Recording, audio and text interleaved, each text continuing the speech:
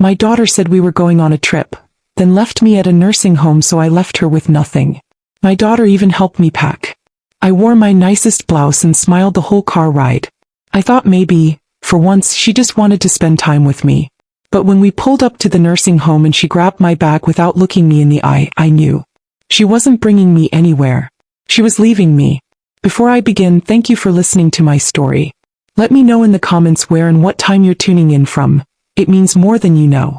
It reminds me that I'm not alone in this. And if you'd like to share your story with me, feel free to email it. I'll drop my email in the description below. Now let me tell you what really happened. My daughter said we were going on a trip. My daughter said it casually, like it was just another errand or an overdue mother-daughter weekend. Just pack light, Mama, Tamara had said, her voice syrupy sweet over the phone. We'll be back before you know it. I remember holding the phone to my chest after she hung up, whispering to the silence in my kitchen. She remembered me. It had been months since she visited. A year since she stayed longer than a quick hello. But suddenly she wanted time. Suddenly I mattered again. I packed 2 outfits, my Bible and the gold brooch Marcus gave me for our 30th anniversary. I placed my slippers carefully in a plastic bag and tucked in a photo of Tamara when she was 5, missing teeth and all, with pigtails I used to braid every Sunday night. I looked around my home, the house Marcus and I had built from scratch, and felt something stir in my chest. Hope. Maybe we were turning a corner. Maybe my only daughter remembered who I was, what we'd been to each other. Tamara pulled up in a shiny black SUV I'd never seen before. Her sunglasses were too big for her face, her hair slicked back like the girls on television. She beeped the horn twice and didn't get out of the car. When I opened the passenger door, she smiled. It was a stiff smile, the kind you give a coworker at a funeral. Ready? She asked, not looking at me. Where are we going? It's a surprise, she said. Just ride, Mama. So I rode. For 2 hours. The car smelled like leather and perfume I didn't recognize. Tamara tapped the steering wheel every few minutes, a nervous rhythm that told me more than her silence. I asked again. She waved her hand and said, somewhere peaceful. You've been stressed. You need rest. I stared at the road ahead. Flat highways and long silences. My stomach sank, but I ignored it. Because that's what mothers do. We ignore things when it comes to our children. Even the things that hurt. When we pulled off the highway, I saw it. A squat building with beige bricks, rusted window frames, and a peeling green sign that read, Pine Hill Assisted Living. There was no luggage cart. No welcome banner. Just a nurse in scrubs holding a clipboard and a smile too wide to trust. Tamara parked in front of the sliding doors and got out without a word. I didn't move. Not until she opened my door and grabbed my bag. Tamara, I said, what is this? She looked past me like I wasn't even there. Let's just go inside. Just for a little bit. Is this a nursing home? She didn't answer. Just walked toward the entrance like she was late for a meeting. Inside it smelled like bleach and boiled cabbage. A man in a wheelchair stared at a flickering television. A nurse walked by with a tray of pills. I stood frozen in the lobby, my purse slipping off my shoulder.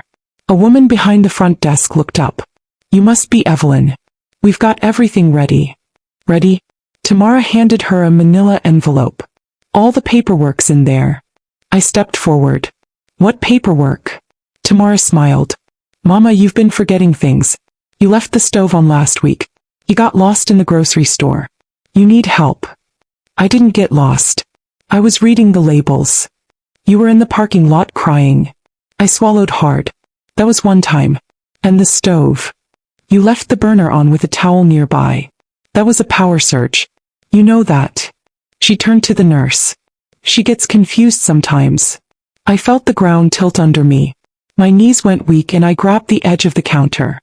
I don't want to stay here, I whispered. Tamara didn't look at me. It's just temporary. Until you're stable. Stable? I'm not. She looked at her watch. I have to go. Go where? Work. But you told me this was a trip. She sighed. Mama, don't make this harder than it has to be. They'll take care of you. You're my only child, I said, my voice cracking. There's no one else. He paused at the door. Exactly. And then she was gone. Just like that. I stood there, trembling, while a stranger led me to a room with plastic flowers and a window that didn't open.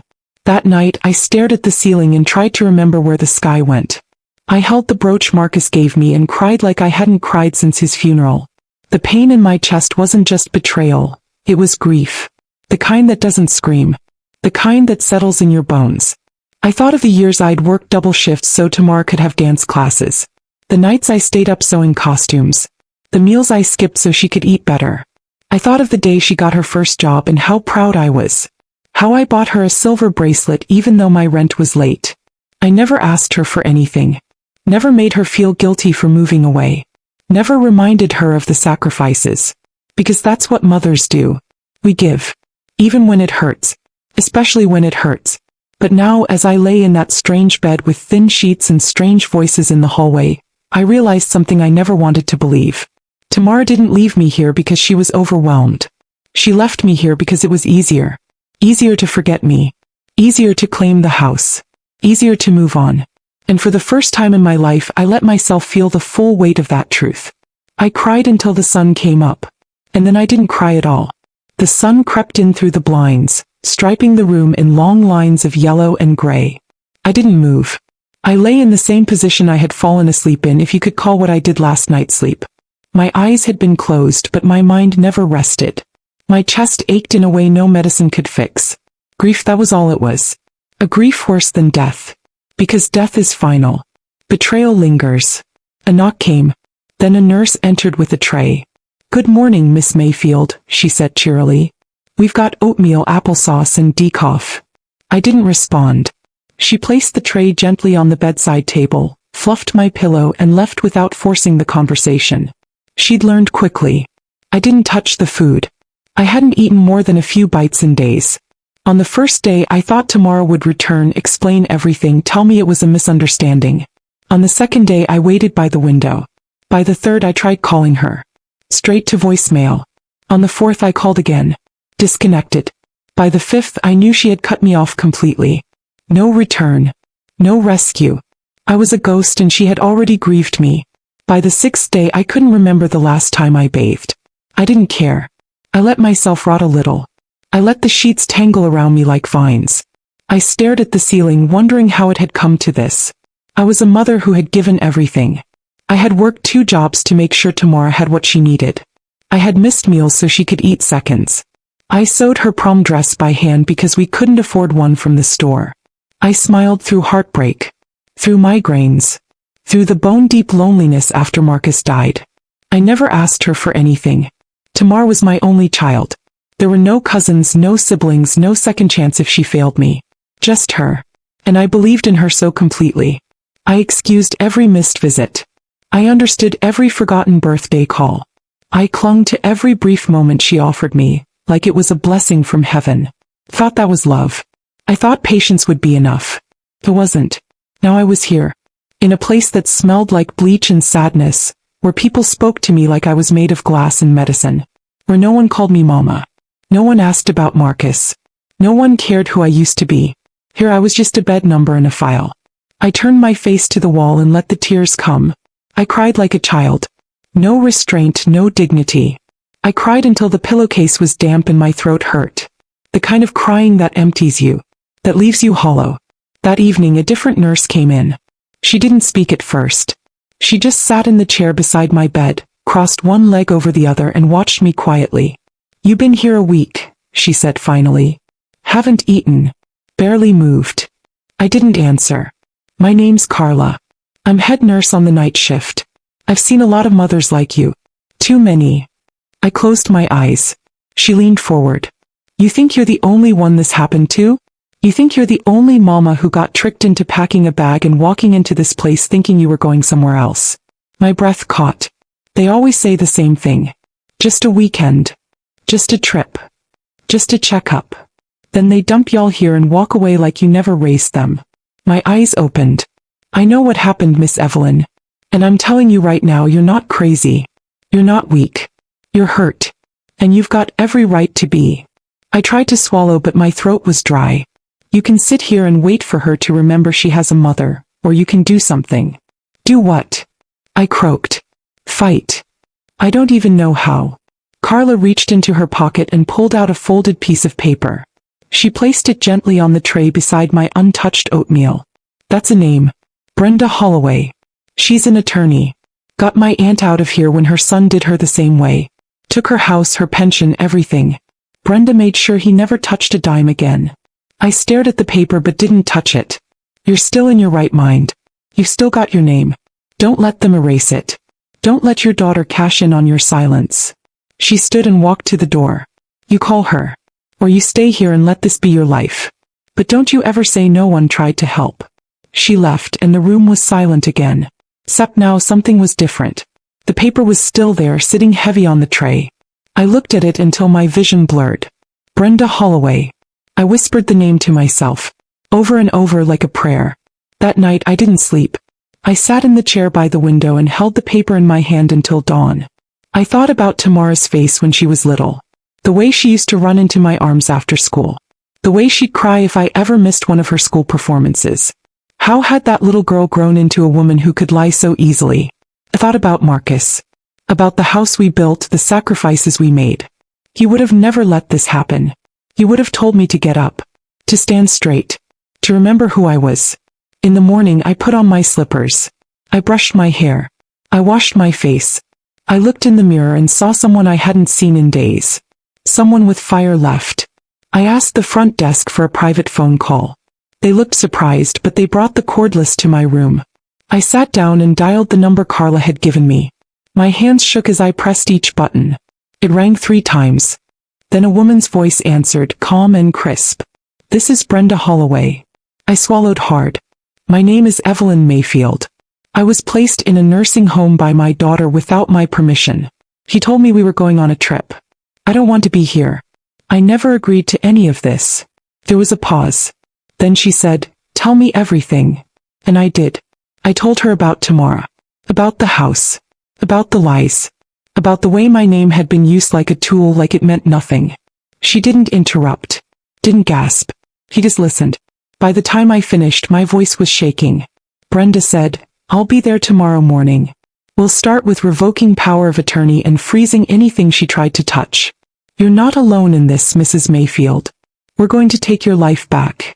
I sat there for a moment after she hung up. Later that night, Carla peeked in. I didn't speak. I just held up the folded paper with Brenda's name on it. She smiled and gave me a nod. I was still hurting. But now I had a name. Now I had a plan. Brenda Holloway arrived just before noon, wearing a navy pantsuit and a look that told the world she didn't come to play. She was shorter than I expected, with tight coils of salt and pepper hair and eyes that didn't blink more than necessary. She walked into my room like she already owned it and sat down across from me without waiting to be offered a seat. You look better than I imagined, she said. That's a compliment. Most people I meet in your situation are still sedated or silenced. I raised an eyebrow. I've been both. Just not today. She gave a single nod, then opened a thick manila folder. Let me tell you what I already know. Your daughter, Tamara Bennett, filed for medical power of attorney 2 months ago, claiming you had early-stage cognitive decline. She presented one unsigned doctor's note and a pharmacy receipt for a vitamin supplement, which she tried to use as proof you'd been prescribed memory support meds. That's a lie, I said. I know, she replied. She used that documentation to open a legal file with a probate attorney in her district. She listed herself as your next of kin, and she began steps to liquidate your assets, starting with your house. I felt a sharp twist in my gut. You mean she actually tried to sell it? She had a verbal agreement with a buyer.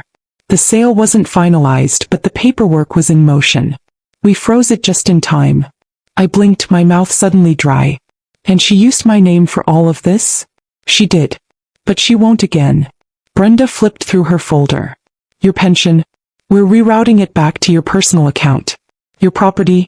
Tamara's claim on it is being challenged as fraudulent. She submitted signatures that don't match your medical records. We'll get those voided. I looked down at my hands. I trusted her. She told me we were going on a trip. Brenda closed the folder. Miss Mayfield, I've been doing this for 18 years. And let me tell you something. You're not alone. You'd be surprised how many daughters and sons, educated, church-going, smiling to the world, have a little predator inside them. What your daughter did wasn't just betrayal. It was strategy.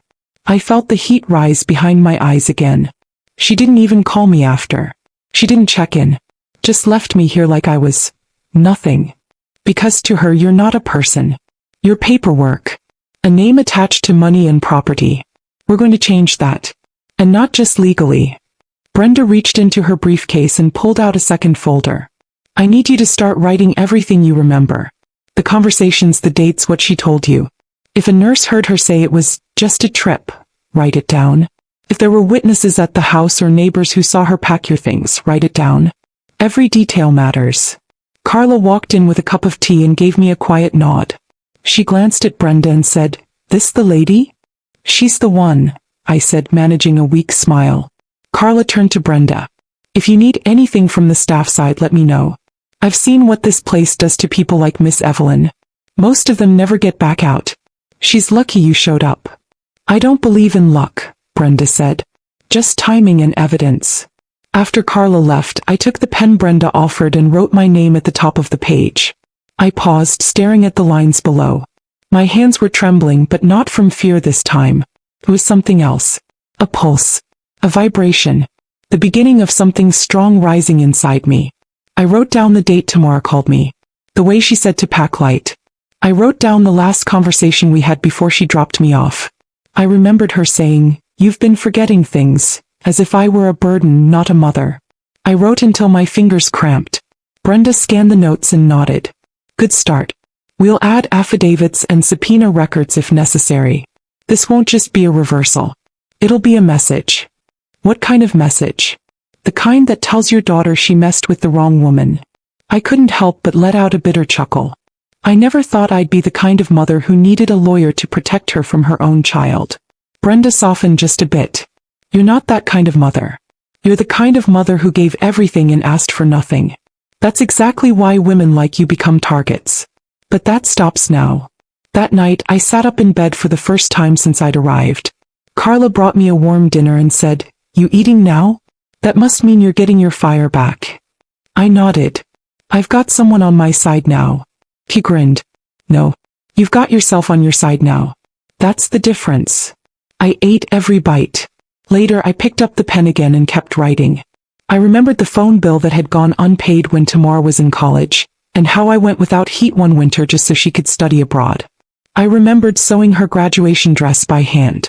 I remembered all the ways I made my love invisible so hers could shine. She didn't abandon me because I failed her. She abandoned me because she thought I was too old to remember what she'd taken. But I remembered everything. Every lie. Every detail. And soon so would the court. Over the next 3 weeks, my name began to come back to me. Not just legally but spiritually. Carla said I started walking different. The other residents noticed too. They used to whisper like I was one of the ones who'd lost their mind. Now they looked at me with curiosity like I might just make it out of this place. Brenda worked fast. She called me twice a week with updates, and each time her voice got sharper, more focused. "The house is safe for now," she said during our Tuesday call. "The pension deposits have been frozen from Tamara's account. And we've filed the petition to revoke her power of attorney. The hearing's scheduled in 30 days. 30 days. That was how long I had to wait before I could step back into my own life. Until then, I stayed quiet but alert. I listened. I watched. I kept a notebook hidden behind the radiator and filled it with every bit of useful information. Dates, staff comments, things Tamara had said the day she left me here. On day 12, I asked Carla if she remembered anything Tamara said when she checked me in. Carla tilted her head and said, "She told the receptionist you had early onset memory issues. Said you'd agreed to the placement. That you were just getting confused lately." I knew it was shady. But people say all kinds of things when they're abandoning someone. "Would you write that down?" I asked. "Gladly." Carla wrote a full statement on nursing home letterhead and gave it to me folded in half. I added it to Brenda's growing evidence pile. Every day that passed, I moved more intentionally. I brushed my own hair again. I walked the hallway on my own. I started making phone calls on the facility phone. Old friends, neighbors, people I hadn't spoken to in years. Every person I talked to was shocked to hear what had happened. A few had already seen the for sale sign Tamara posted on my front lawn. One neighbor even said she overheard Tamara telling a visitor that Mom wasn't doing well, but she's comfortable now. Comfortable. That was the word she used after locking me away and trying to erase me from my own home. I shared all of this with Brenda. She wasn't surprised. She's already positioning herself as the grieving daughter, Brenda said. That'll help us. Because once we show the court that you're not only competent but alert and active, she'll look like a manipulator. I wanted to ask what kind of punishment Tamara might face. But something in me couldn't get the words out. I wasn't sure I wanted her punished, at least not in the courtroom sense. I wanted her to feel what I felt. To feel discarded. Powerless. Forgotten. That was the kind of pain that changed a person. On day 16 I received a letter in the mail. No return address, but I recognized the handwriting immediately. It was Tamara's. I opened it slowly, hands steady even though my heart had already dropped. Mama, I hope you're well. I'm sorry if things got messy. I was just trying to do what was best. I know it may not seem like it now, but I had good intentions. Maybe we can talk soon and sort this out. Love, Tamara. No apology. No explanation. Just a vague defense wrapped in a lie. I didn't cry. I didn't shake. I folded the letter neatly and placed it in a clean envelope marked evidence. Then I wrote my own letter, just one line addressed to no one in particular. You took my trust and turned it into a weapon. I won't let you aim it at me again. That night, Carla brought me a warm cup of tea and a slice of lemon pound cake she made at home. She sat beside my bed and asked, "You ready for what's coming?" "I'm ready to go home," I said. "And if she shows up? What if she tries to talk her way out of this?" I looked her in the eye. "She can say whatever she wants. But she won't be walking back into my house. Not with keys, not with my blessing, and not with a single thread of inheritance." Carla grinned. "That's the Evelyn I've been waiting to see." I smiled just a little. That's the Evelyn I thought I lost. On day 21, Brenda called again. "Good news. We got confirmation. The judge has reviewed the documents and approved your immediate release from the facility pending the hearing. You're not under any legal hold. That means you can leave as soon as I get you." "When?" "I'll be there Thursday morning." I pressed the phone to my chest and closed my eyes. I whispered Marcus's name under my breath. I felt like I could finally breathe again. That night I didn't sleep much. I packed my few belongings. My Bible, my slippers, Carla's letter, and my notebook. I folded my clothes like I was moving out of prison. In a way I was. On Thursday morning I put on my best blouse, fixed my hair, and sat in the lobby with my chin lifted high. Brenda pulled up right on time in a dark blue sedan. She opened the passenger door like I was royalty. As we drove away from Pine Hill I looked back one last time. Not in sadness but in clarity. That building never broke me. But it almost did. "You nervous?" Brenda asked. "No," I said. "I'm done being afraid." We drove in silence most of the way. When we pulled into my neighborhood I felt my hands clench. I didn't know what I expected to find. But my house was still there. No lockbox. No moving truck. Just a wind-blown for sale sign leaning against the porch. Brenda turned off the engine. "It's yours again. Legally and spiritually." I stepped out slowly. The walkway was cracked in places but it felt solid under my feet.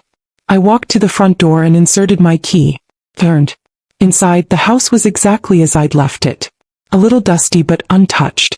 The furniture was there. The photos. Even Marcus's favorite chair. But on the counter sat a second letter. My name on the front in the same handwriting. Another note from Tamara. I opened it and read the words carefully. "Sorry if things got messy. I was only trying to help. Let's talk." I folded it, walked to the fireplace and burned it to ash.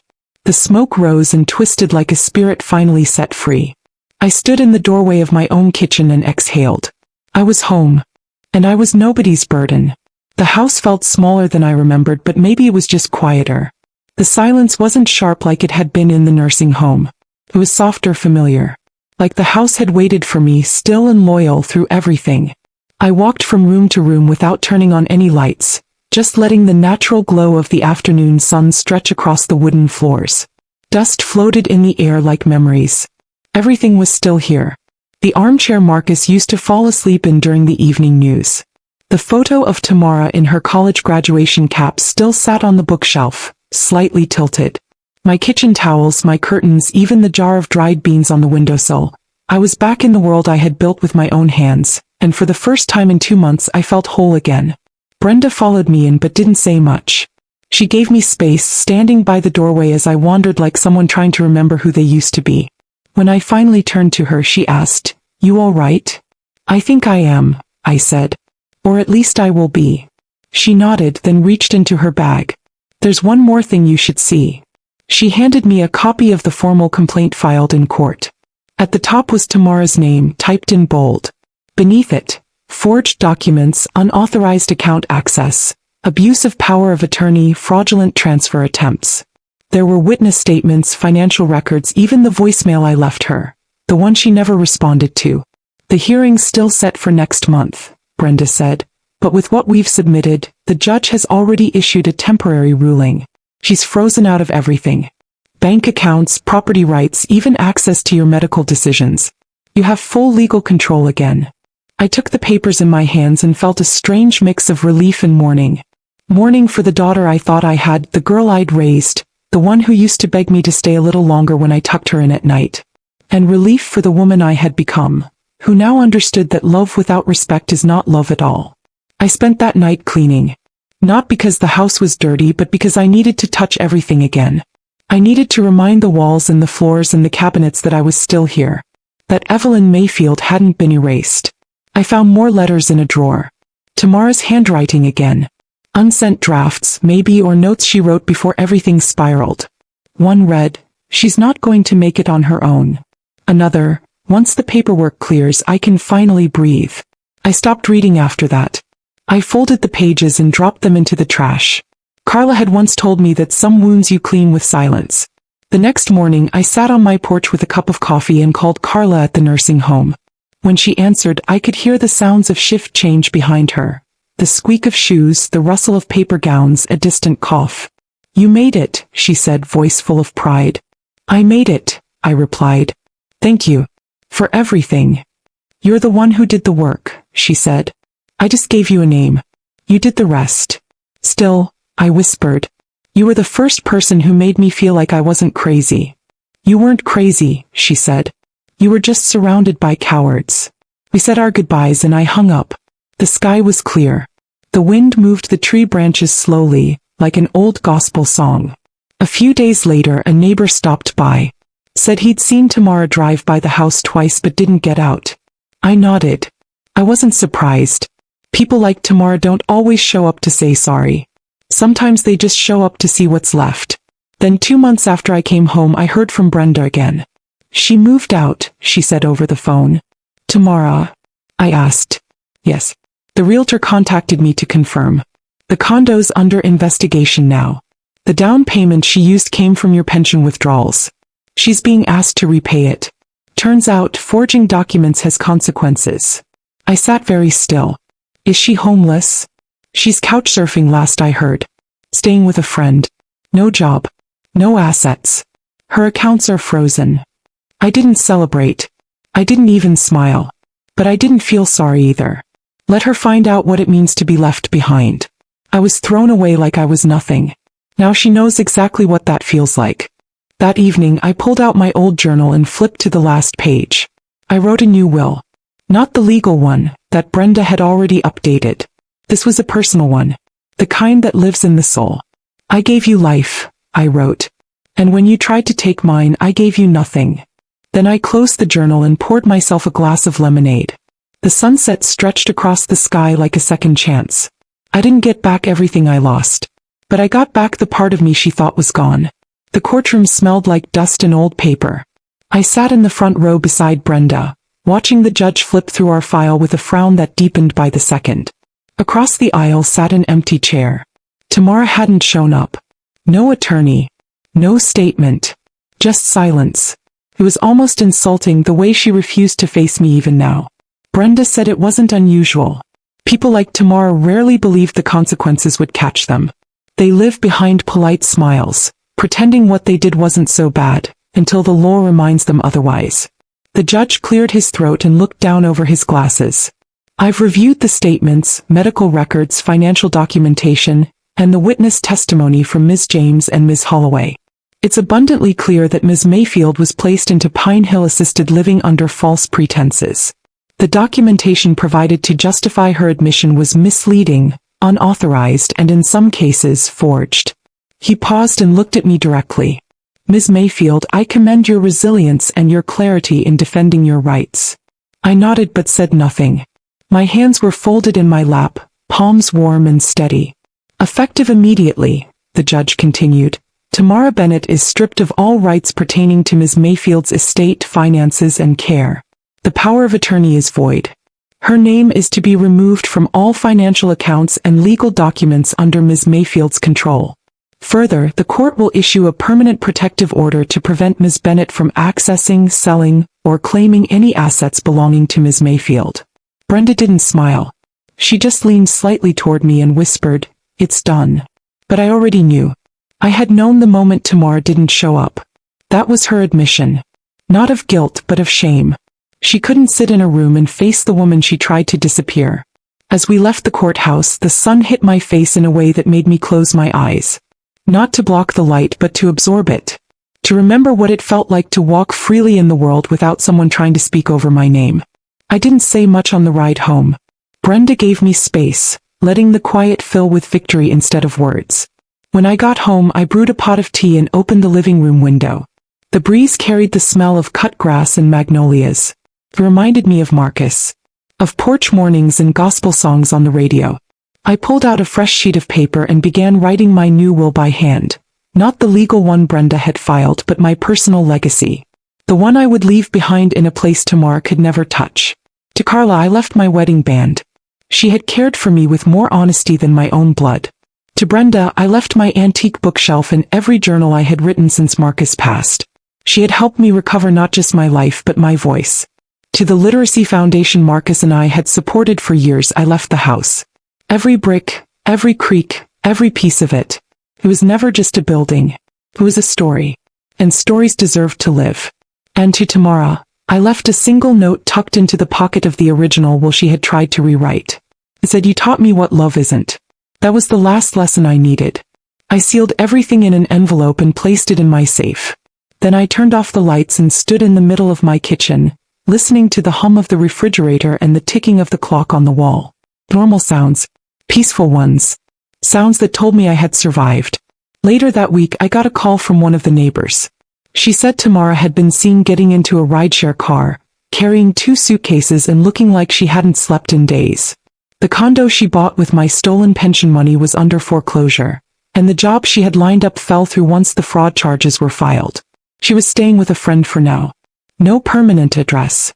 No income. I didn't ask for more details. I didn't need to. That chapter was already closed. The mail came that afternoon. Nothing urgent. A grocery flyer. A letter from the senior center inviting me to an art class. I smiled at the thought of it. Paint and brushes and something new. I'd never painted before. But maybe it was time to learn how to create something just for me. I spent the evening on the porch with a notebook, jotting down recipes I hadn't made in years. Gumbo. Peach cobbler. Marcus's favorite ribs. I would cook again. I would invite people into my home again. Not to care for them but to celebrate with them. To live fully and without fear. Around 9 o'clock I turned on the porch light and locked the front door. I stood for a moment, hand resting on the frame, and looked around my living room. The house was quiet but not empty. It breathed with me. Held me. Remembered me. I lit a candle and placed it beside the photo of Marcus. I whispered, I'm all right now. She didn't win. Then I sat down and watched the candle flicker in the dark. Outside, the wind stirred the trees gently. No noise. No more pretending. No more lies. Just peace. I didn't get everything back. Some things don't come back. But I got the one thing she thought I'd lost forever. I got myself. And that was more than enough.